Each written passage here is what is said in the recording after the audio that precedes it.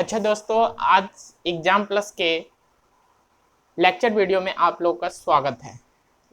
Exam plus के lecture video में आज हम लोग प्राचीन इतिहास पे चर्चा करेंगे, जो कि ये काफ़ी लंबा वीडियो होने वाला है। चलिए शुरुआत करते हैं प्राचीन इतिहास के बारे में। सबसे पहले हम लोग जाने प्राक इतिहास। इसमें प्राक इतिहास लेखन कला जानने से पहले तक के इतिहास को प्राक इतिहास कहते हैं।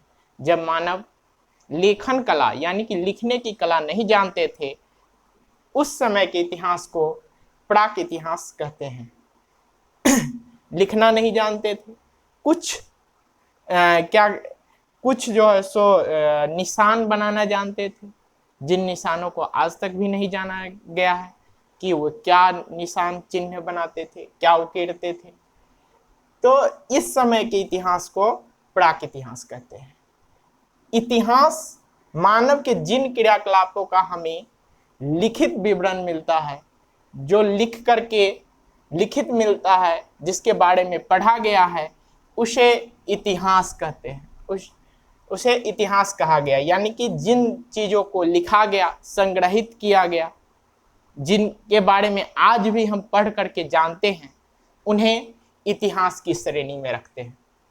इतिहास के पिता के बारे में जानते हैं कि इतिहास के पिता कौन थे, किन्हें कहा गया। तो ये थे हेरोडोटस। ये लगभग 5वीं शताब्दी ईसा पूर्व में हुए थे, को इतिहास का पिता कहा जाता है। ये यूनान के विद्वान थे। कहाँ के विद्वान थे?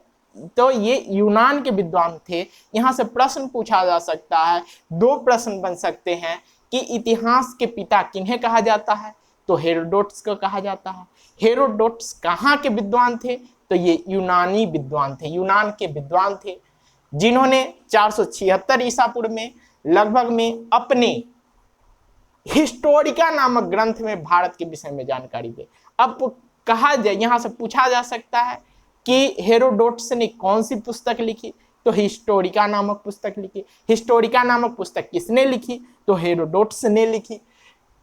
हिस्टोरिका नामक ग्रंथ में भारत के विषय में जानकारी मिलती है। इतिहास को 3 कालखंडों में बांटा गया है। इतिहास को 3 कालखंडों में बांटा गया। कौन कौन से वो कालखंड है? प्राचीन काल, मध्यकाल और आधुनिक काल।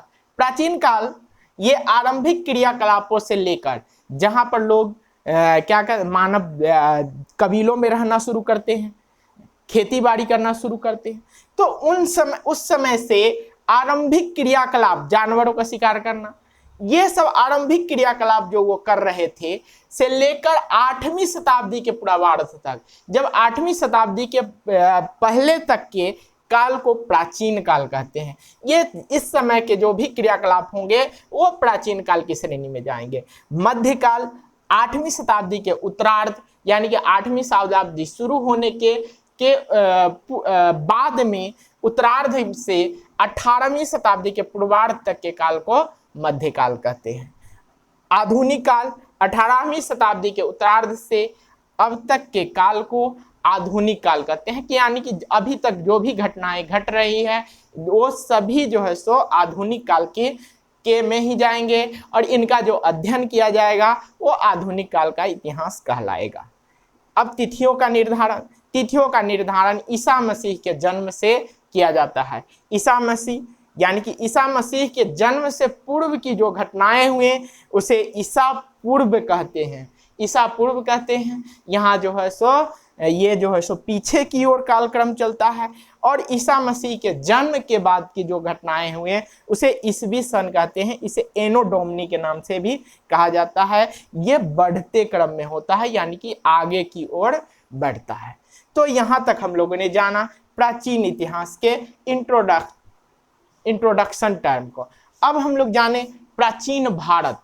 प्राचीन भारत के जानने के स्रोत क्या रहे हैं, क्या क्या स्रोत हैं जो हमें प्राचीन भारत के बारे में बताता है। हमारे जो पूर्वज थे, आदि मानव थे, वो किस तरीके से रहते थे, उनके बारे में क्या हमें जानकारियाँ कहाँ से मिलती हैं, इसी के बारे में हमें आज जो यहाँ पे जानना है।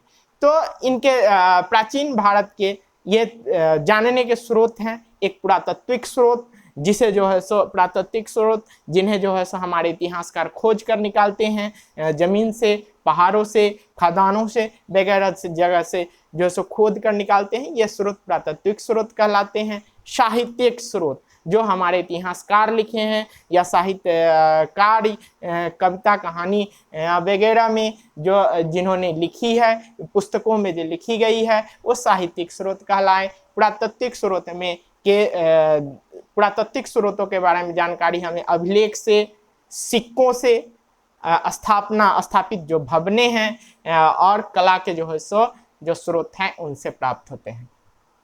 कला में चित्रकला और मूर्तिकला। वहीं साहित्यिक स्रोत में इसे दो खंडों में बांटा गया है। एक जो है सो देशी साहित्य, एक विदेशी साहित्य। देशी साहित्य में धार्मिक साहित्य, जो धर्म के द्वारा हमें जो है पता चलता है, और लौकिक साहित्य। लौकिक साहित्य में एक ऐतिहासिक साहित्य होता है और धार्मिक साहित्य। ये दो खंडों में बट गया, वैदिक साहित्य और गैर वैदिक साहित्य। वैदिक साहित्य में वेदों से हमें जानकारियां मिलती हैं, ब्राह्मण से जानकारी मिलती है, ब्राह्मण ग्रंथों से, ग्रंथ से, अरण्यक से और उपनिषदों से हमें जानकारियां मिलती है। वहीं जो है सो विदेशी साहित्य में यूनानी साहित्य, जो यूनानी अभी हमने चर्चा की थी कि यूनानी साहित्यकार जो है सो कौन थे, हेरोडेट्स। यूनानी साहित्य हेरोडेट्स थे, जिन्होंने हिस्टोरिका नामक पुस्तक लिखी थी। मेगास्थनीज, जिन्होंने इंडिका की रचना की, और पाटलिपुत्र के बारे में जिन्होंने मेगास्थनीज ने इंडिका में लिखा है। चीनी साहित्य फाहियान और हुएनसांग आए, भारत की यात्रा पे आए थे। अरबी साहित्य में अलबुर्नी और इब्न बतूता से की लिखी की पुस्तकों से हमें जानकारियां मिलती है। देशी साहित्य में आर्थिक, धार्मिक और साहित्यिक स्रोत ये हैं। जैन साहित्य जैसे जो है सो अंगुत्तर निकाय जो है सो जैन साहित्य। बौद्ध साहित्य में और बौद्ध साहित्यों से हमें प्राचीन भारत के बारे में जानकारियां मिलती है। तो आज के क्लास में हम लोगों ने क्या प्राचीन इतिहास और प्राचीन भारत के स्रोतों के बारे में हम लोगों ने जाना है कि किस तरह से हमारे जो है सो पूर्वज थे वो रहते थे। ठीक, अगले नेक्स्ट क्लास में हम लोग फिर आगे पढ़ते हैं। कहाँ रुक गया?